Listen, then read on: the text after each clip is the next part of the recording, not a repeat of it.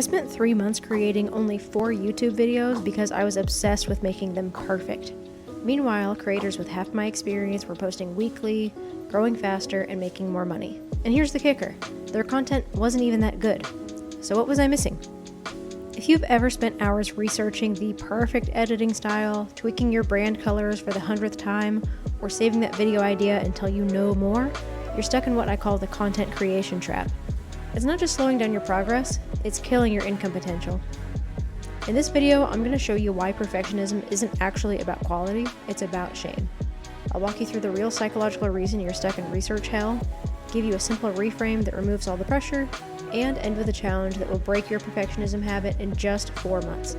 Plus, I'll share the exact study that proves why good enough content will always beat the perfect content that never gets published.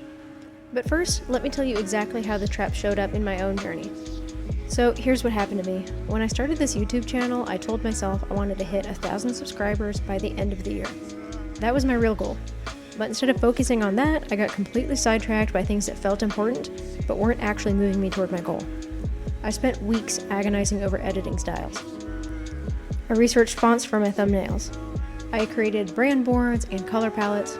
I planned and scripted and re-scripted every single video. And you know what? In 3 months, I had exactly 4 videos to show for it. Meanwhile, I was watching other creators in my space just pull out their phones, speak off the cuff, do 0 editing, and hit publish. And they were doing laps around me. We were both offering value, but their speed of implementation and consistency made them move faster towards their goals. This isn't just a YouTube problem, by the way. This perfectionism shows up everywhere, in making money, losing weight, starting businesses, whatever. We wait to know everything or make things perfect before we press publish or launch that business. But here's what I've learned. Perfectionism isn't actually about having high standards. It's about something much deeper. The real reason we get stuck in this perfectionism paralysis is shame. You can't be afraid of being seen trying, of being seen as imperfect, new, or like a try-hard. There's this quote I love: "The master has failed more than the beginner has ever tried." But here's the thing, that uncomfortable trying phase can't be passed over, planned around, or controlled in any way. It's actually how you find your own unique style through your unique experiences. I've seen this in my own business attempts too. I've started multiple LLCs over the years, and every single time, I'd get maybe 1 or 2 customers and then spend all my time and money on business cards, websites, brand boards, fonts, all the stuff that felt professional. But I was avoiding the messy work of actually serving customers and learning what they needed. The way around this shame is to be serious about the project and the process, but have fun with the idea and the intention. Tyler, the Creator, said it perfectly. Create like a child, edit like a scientist. So be okay with being vulnerable, with being seen as cringy or new, but respect the process and show up for the work relentlessly, whether it looks or sounds good at first or not. You have to accept that you will look bad at first, and there's no way around it. You will have some haters when you're new and bad, and also when you're experienced and good. But you can't make creating too much about yourself, your worthiness, your ability to fit in, or your ability to do it correctly. It's about the impact your creation has on other people.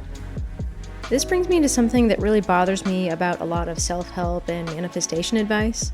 You'll hear people talk about needing to feel deserving or worthy of having what you want, whether that's money, fame, success, or even just a social media presence that you can be proud of. And while I understand the intention, this subtly implies that you need to jump through some hoop first, that you need to be perfect, know everything, or do everything correctly on the first try in order to feel worthy or deserving. But here's the truth, you don't have a hoop to jump through. You have a decision to make. Am I deciding to be the person who is worthy right now of creating? We often abandon our ideas by saving them for when we're ready, which really means perfect. But you do not have to be perfect or ready or anything. You just have to show up.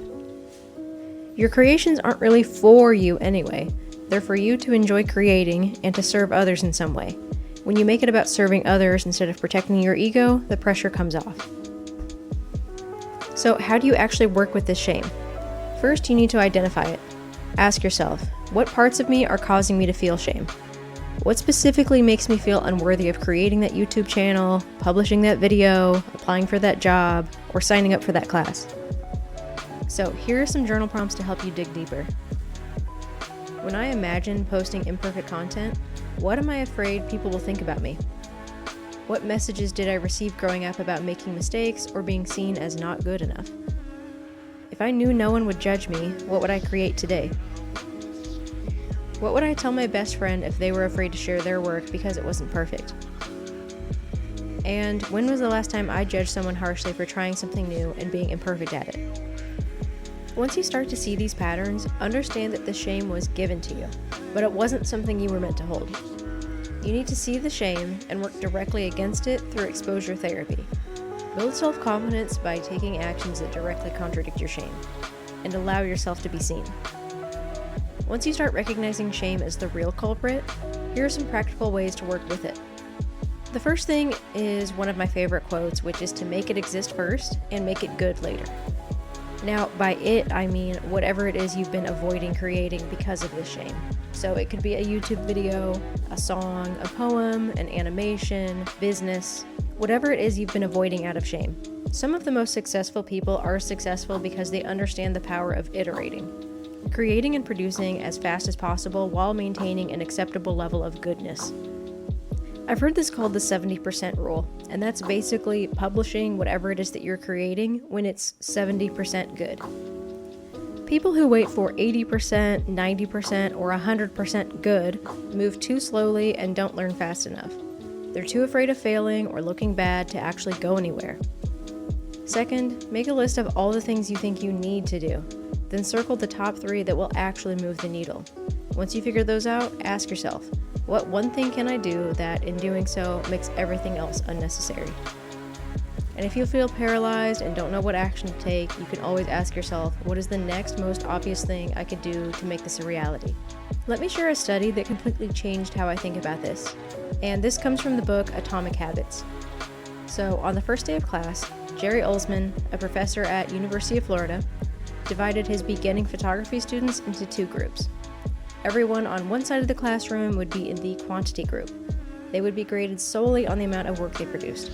So for example, 100 photos would rate an A, 90 photos a B, 80 photos a C, and so on. Meanwhile, everyone on the other side would be in the quality group. They would be graded only on the excellence of their work. They would only need to produce 1 photo during the semester, but to get an A, it had to be a nearly perfect image. At the end of the term, the professor was surprised to find that all the best photos were produced by the quantity group. During the semester, these students were busy taking photos, experimenting with composition and lighting, testing out various methods in the darkroom, and learning from their mistakes. In the process of creating hundreds of photos, they honed their skills. Meanwhile, the quality group sat around speculating about perfection. In the end, they had little to show for their efforts other than unverified theories and 1 mediocre photo. This is the power of iteration over perfection. You can't improve what doesn't exist. So here's what we covered today. Your perfectionism isn't about having high standards. It's about being afraid of being seen trying and potentially failing. The solution isn't to lower your standards, it's to shift your focus from protecting your ego to serving your audience. Like Tyler, the Creator, said, create like a child, edit like a scientist. Be vulnerable in the creation process, but respect the work enough to show up consistently. The photography students who focused on quantity created better work than those who aimed for 1 perfect photo. Speed of implementation will always beat perfection paralysis because you can't improve what doesn't exist. So here's my challenge to you. Create and produce 1 piece of content per week for the next 4 months. Whether that's a video, a song, a drawing, or whatever it is that you create, in a way where other people can see it, regardless of whether it's perfect or not. This is exposure therapy for your perfectionism. You'll get used to producing, being seen, taking both criticism and praise, and you'll break down that perfectionism habit that's keeping you stuck. Now, I have a question for you. What's 1 piece of content you've been saving until you're ready? Drop it in the comments below.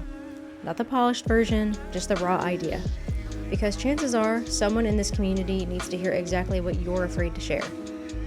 And if this video helped you realize that your content struggles aren't really about strategy, but about the shame of being seen, hit that subscribe button. I'm documenting my entire journey from $11,000 in debt to financial freedom, and I promise you'll see me fail, succeed, and everything in between. No perfect highlight reel here, just real progress you can actually learn from. Remember, one piece of content per week for the next 4 months. Your future self will thank you for starting imperfectly today instead of waiting for a perfect tomorrow.